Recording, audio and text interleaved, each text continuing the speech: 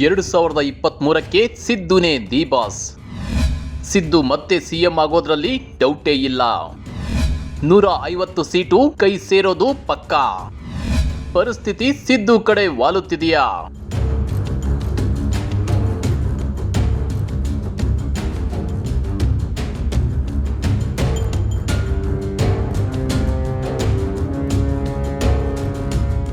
ಎರಡು 2023ಕ್ಕೆ ಸಿದ್ದುನೇ ಸಿಎಂ, ಇದರಲ್ಲಿ ಡೌಟೇ ಇಲ್ಲ.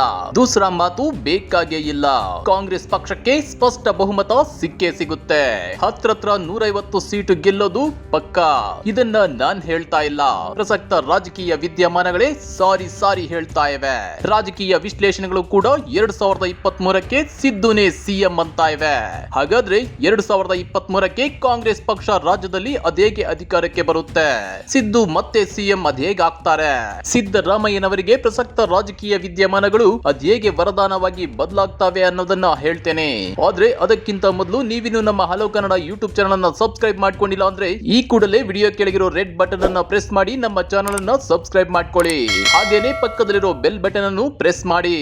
ರಾಜಕೀಯ ಒಂಥರ ಕ್ರಿಕೆಟ್ ಇದ್ದಂತೆ, ಕೊನೆ ಕ್ಷಣದವರೆಗೂ, ಕೊನೆ ಬಾಲ್ ವರೆಗೂ ಸಸ್ಪೆನ್ಸ್ ಇದ್ದೇ ಇರುತ್ತೆ.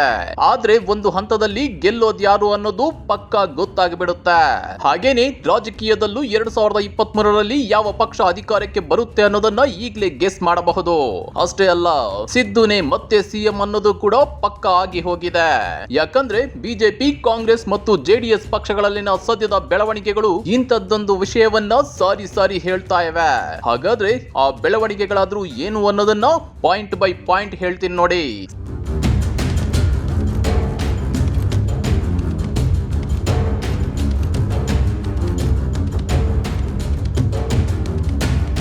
ಸದ್ಯ ರಾಜ್ಯದಲ್ಲಿ ಬಿಜೆಪಿ ಸರ್ಕಾರವಿದೆ.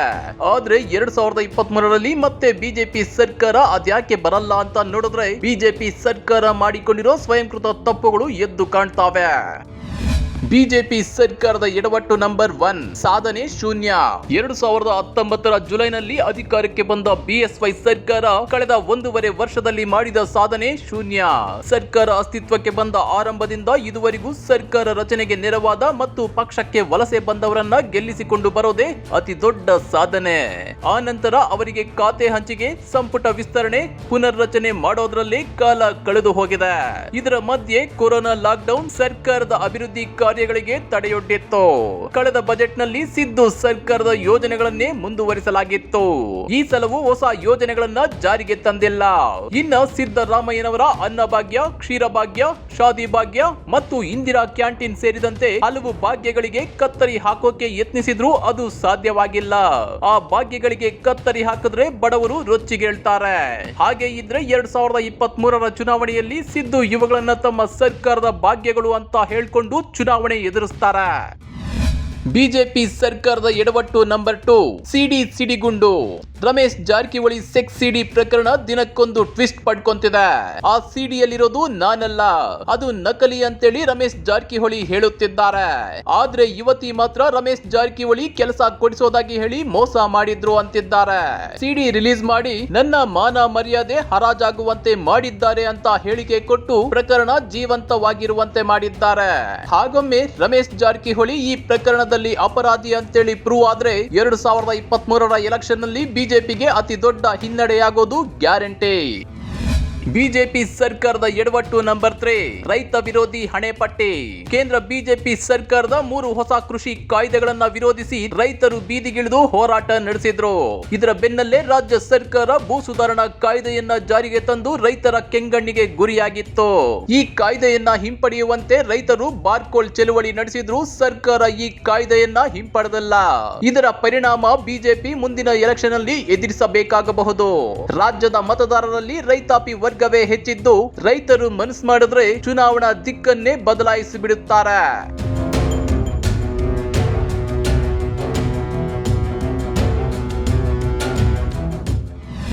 ಬಿಜೆಪಿ ಸರ್ಕಾರದ ಎಡವಟ್ಟು ನಂಬರ್ 4 ನಾಯಕತ್ವದ ಕೊರತೆ. 75 ವರ್ಷ ಮೇಲ್ಪಟ್ಟವರು ಬಿಜೆಪಿಯಲ್ಲಿ ಉನ್ನತ ಹುದ್ದೆ ಅಲಂಕರಿಸುವಂತಿಲ್ಲ ಅನ್ನೋ ಅಲಿಖಿತ ರೂಲ್ ಇದೆ. ಆದ್ರೂ ಬಿಎಸ್ವೈ ರಾಜ್ಯದ ಸಿಎಂ ಆಗಿದ್ದಾರೆ. ಹೀಗಾಗಿ ಬಿಎಸ್ವೈ ರನ್ನ ಕೆಳಗಿಳಿಸಿ ಮತ್ತೊಬ್ಬರನ್ನ ಸಿಎಂ ಆಗಿ ಮಾಡಬೇಕು ಅಂತ ಹೈಕಮಾಂಡ್ ನಾಯಕರು ಯತ್ನಿಸುತ್ತಿರೋದು ಗುಟ್ಟಾಗಿ ಏನು ಉಳಿದಿಲ್ಲ. ಆದ್ರೆ ಬಿಎಸ್ವೈ ನಂತರ ರಾಜ್ಯ ಬಿಜೆಪಿಯಲ್ಲಿ ಯಾರು ಸಿಎಂ ಅನ್ನೋ ಪ್ರಶ್ನೆಗೆ ಇನ್ನೂ ಆನ್ಸರ್ ಸಿಕ್ಕಿಲ್ಲ. 2023ಕ್ಕೆ ಬಿಎಸ್ವೈ ಮತ್ತೆ ಸಿಎಂ ಆಗೋದು ಬಹುತೇಕ ಡೌಟ್. ಹೀಗಾಗಿ ಬಿಜೆಪಿಯಲ್ಲಿ ನಾಯಕತ್ವದ ಕೊರತೆ ಎದ್ದು ಕಾಣುತ್ತಿದೆ. ಇದು ಬಿಜೆಪಿಯ ಹಿನ್ನಡೆಗೆ ಕಾರಣ ಕೂಡ ಆಗಬಹುದು. ಬಿಜೆಪಿ ಸರ್ಕಾರದ ಎಡವಟ್ಟು ನಂಬರ್ 5 ಮನೆಯೊಂದು 3 ಬಾಗಿಲು. ಬಿಎಸ್ವೈ ರನ್ನ ಸಿಎಂ ಸ್ಥಾನದಿಂದ ಕೆಳಗಿಳಿಸಿದ್ರೆ ಅಥವಾ ಮುಂದಿನ ಸಲ ಸಿಎಂ ಆಗಲ್ಲ ಅಂತ ಹೇಳಿದ್ರೆ ಬಿಎಸ್ವೈ ರೊಚ್ಚಿಗೇಳೋ ಸಾಧ್ಯತೆ ಇದೆ. ಜೊತೆಗೆ ಪಕ್ಷವನ್ನ ಹೊಡೆದು ಚೂರು ಚೂರು ಮಾಡೋ ಸಾಧ್ಯತೆ ಕೂಡ ಇದೆ. ಇದರ ಮಧ್ಯೆ ಬಿಜೆಪಿಯಲ್ಲಿ ಮುಂದಿನ ಸಿಎಂ ಅಭ್ಯರ್ಥಿ ಅಂತ ಬಿಂಬಿಸಿಕೊಳ್ಳಲು ಹಲವರ ಮಧ್ಯೆ ಈಗಾಗಲೇ ಪೈಪೋಟಿ ಕೂಡ ನಡೆಯುತ್ತಿದೆ. ಹೀಗಾಗಿ ಚುನಾವಣೆ ಅಷ್ಟೊತ್ತಿಗೆ ಬಿಜೆಪಿಯಲ್ಲಿ ಮನೆಯೊಂದು 3 ಬಾಗಿಲು ಎಂಬಂತಾಗಬಹುದು. ಇದರ ನೇರ ಲಾಭ ಕಾಂಗ್ರೆಸ್ಗಾಗಲಿದೆ. ಬಿಜೆಪಿ ಸರ್ಕಾರದ ಎಡವಟ್ಟು ನಂಬರ್ 6 ಮೀಸಲಾತಿ ಮಿಸೈಲ್. ರಾಜ್ಯದಲ್ಲಿ ಮೀಸಲಾತಿ ಮಹಾ ಸಮರವೇ ನಡೀತಾ ಇದೆ. ಮೀಸಲಾತಿಗಾಗಿ ಕುರುಬ, ವಾಲ್ಮೀಕಿ, ಈಡಿಗ, ಪಂಚಮಸಾಲಿ ಹೀಗೆ ಹಲವು ಸಮುದಾಯಗಳು ಬೀದಿಗಿಳಿದು ಹೋರಾಟ ಮಾಡ್ತಿವೆ.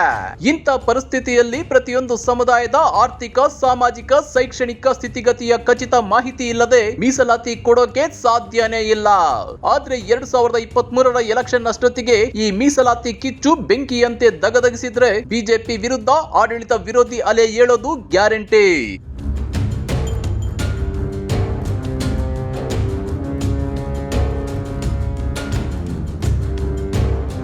ಇದಷ್ಟೇ ಅಲ್ಲ, 25 ಬಿಜೆಪಿ ಎಂಪಿಗಳಿದ್ರು ಉತ್ತರ ಕರ್ನಾಟಕದ ಪ್ರವಾಹ ಪೀಡಿತರಿಗೆ ಕೇಂದ್ರದಿಂದ ಪರಿಹಾರ ತರಲು ಸಾಧ್ಯವಾಗಿಲ್ಲ.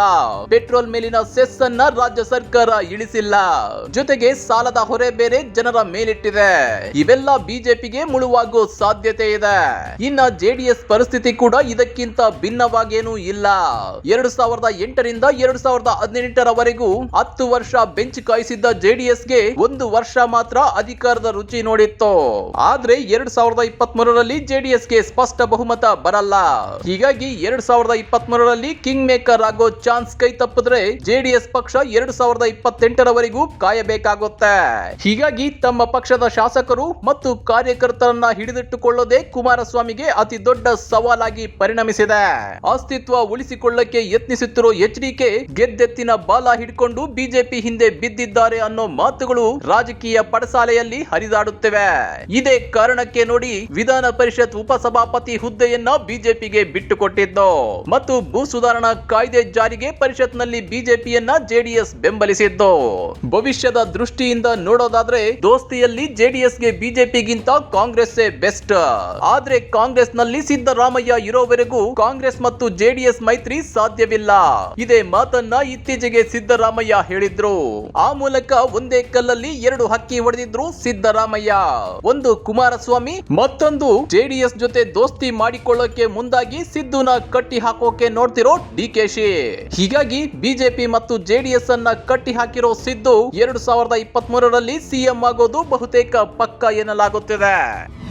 ಸಿದ್ದು ಸಿಎಂ ರೇಸ್ಗೆ ಅಡ್ಡಿಯಾಗಲ್ಲ ಡಿಕೆಶಿ. ಕೆಪಿಸಿಸಿ ಅಧ್ಯಕ್ಷರಾಗಿರೋ ಡಿಕೆ ಶಿವಕುಮಾರ್ ಸಿಎಂ ಆಗೋ ರೇಸ್ ನಲ್ಲಿದ್ದಾರೆ. ಆದ್ರೆ ಸಿದ್ದರಾಮಯ್ಯನವರಿಗೆ ಕಾಂಪಿಟೇಟರ್ ಅಲ್ಲ ಅನ್ನೋ ವಿಶ್ಲೇಷಣೆಗಳಿವೆ. ಯಾಕಂದ್ರೆ ಡಿಕೆಶಿ ಮೇಲೆ ಈಗಾಗಲೇ ಐಟಿ ಇಡಿ ಪ್ರಕರಣಗಳಿವೆ. ಇವುಗಳಿಂದ ಕ್ಲೀನ್ ಚಿಟ್ ಇನ್ನೂ ಸಿಕ್ಕಿಲ್ಲ. ಡಿಕೆಶಿ ಬಿಜೆಪಿ ವಿರುದ್ಧ ಅಬ್ಬರಿಸಿದ್ರೆ ಐಟಿ ಮತ್ತು ಇಡಿ ಅಸ್ತ್ರಗಳನ್ನ ಕೇಂದ್ರ ಸರ್ಕಾರ ಮತ್ತೆ ಬಳಸುತ್ತೆ ಅನ್ನೋ ಮಾತುಗಳಿವೆ. ಆದ್ರೆ ಈ ಪ್ರಕರಣಗಳಿಂದ ಮುಕ್ತರಾಗದೆ ಡಿಕೆಶಿ ಸಿಎಂ ಆದ್ರೆ ಪ್ರಬಲ ಆಡಳಿತ ನೀಡೋಕೆ ಸಾಧ್ಯವಾಗುತ್ತಾ ಅನ್ನೋ ಅನುಮಾನಗಳಿವೆ. ನಿಜ ಹೇಳ್ಬೇಕು ಅಂದ್ರೆ ಡಿಕೆಶಿ ರಾಜ್ಯ ಬಿಜೆಪಿ ನಾಯಕರ ವಿರುದ್ಧ ಅಬ್ಬರಿಸಿದ್ರು ಪ್ರಧಾನಿ ಮೋದಿ ವಿರುದ್ಧ ಸೊಲ್ಲೆತ್ತಲ್ಲ ಅಂತ ಧೈರ್ಯ ಕೂಡ ಮಾಡಲ್ಲ. ಇನ್ನ ಸಿದ್ದರಾಮಯ್ಯನವರ ತರ ಲಾ ಪಾಯಿಂಟ್ ಗಳನ್ನ ಹಾಕಿ ಎದುರಾಳಿಗಳನ್ನ ಕುಟ್ಟಿ ಕೆಡುವ ಟ್ಯಾಲೆಂಟ್ ಕಡಿಮೆ ಅಂತಾನೆ ಹೇಳಬಹುದು. ಇನ್ನ ರಾಜಕೀಯ ಲಾಭಕ್ಕಾಗಿ ಡಿಕೆಶಿ ಜೆಡಿಎಸ್ ಜೊತೆ ಒಳ ಒಪ್ಪಂದ ಮಾಡಿಕೊಂಡಿದ್ದಾರೆ ಅನ್ನೋ ಮಾತುಗಳಿವೆ. ಆದ್ರೆ ಡಿಕೆಶಿ ತರಾನೇ ದಳಪತಿಗಳು ಕೂಡ ರಾಜಕೀಯ ಲಾಭ ಲಾಭಕ್ಕಾಗಿ ಡಿಕೆಶಿ ಜೊತೆ ದೋಸ್ತಿಯ ಆಟವಾಡುತ್ತಿದ್ದಾರೆ. ಎಲ್ಲವನ್ನು ಡಿಕೆಶಿಗಾಗಿ ತ್ಯಾಗ ಮಾಡುವಷ್ಟು ಕರ್ಣ ಅಲ್ಲ ಕುಮಾರಸ್ವಾಮಿ. ಹೀಗಾಗಿ ಇತ್ತೀಚೆಗೆ ಚಾನ್ಸ್ ಸಿಕ್ಕಾಗ್ಲೆಲ್ಲ ಕುಮಾರಸ್ವಾಮಿ ಡಿಕೆಶಿಯನ್ನು ಕೂಡ ಕುಟುಕುತ್ತಾ ಇದ್ದಾರೆ, ಒಳ ಏಟುಗಳನ್ನ ಕೊಡ್ತಾ ಇದ್ದಾರೆ. ಆದ್ರೆ ಇದು ಗೊತ್ತಿದ್ರು ಸಿದ್ದರಾಮಯ್ಯನವರನ್ನ ಮೈಸೂರಿನಲ್ಲಿ ಕಟ್ಟಿ ಹಾಕೋಕೆ ಹೋಗಿದ್ದ ಡಿಕೆಶಿ ಸಿದ್ದರಾಮಯ್ಯ ತಿರುಗಿ ಬಿದ್ದಿದ್ದಕ್ಕೆ ಬೆಚ್ಚಿ ಬಿದ್ದಿದ್ರು. ಸಿದ್ದುನ ಎದುರು ಹಾಕಿಕೊಂಡ್ರೆ ಕಷ್ಟ ಅಂತ ಗೊತ್ತಾದ್ಮೇಲೆ ಈಗ ಸೈಲೆಂಟ್ ಆಗಿದ್ದಾರೆ. ಹೀಗಾಗಿ ಯಾವ ಆಂಗಲ್ ನಿಂದ ನೋಡಿದ್ರು 2023ರಲ್ಲಿ ರಾಜ್ಯದಲ್ಲಿ ಕಾಂಗ್ರೆಸ್ ಸರ್ಕಾರ ಅಧಿಕಾರಕ್ಕೆ ಬರೋದು ಪಕ್ಕಾ. ಸಿದ್ದರಾಮಯ್ಯ ಸಿಎಂ ಆಗೋದ್ರಲ್ಲಿ ಡೌಟೇ ಇಲ್ಲ.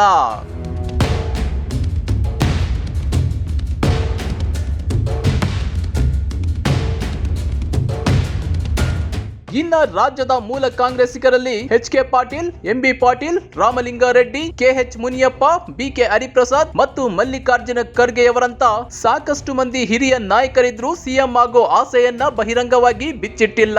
ಜೊತೆಗೆ ಸಿದ್ದರಾಮಯ್ಯನವರ ತರ ಪಕ್ಷದಲ್ಲಿ ಆಕ್ಟಿವ್ ಕೂಡ ಆಗಿಲ್ಲ.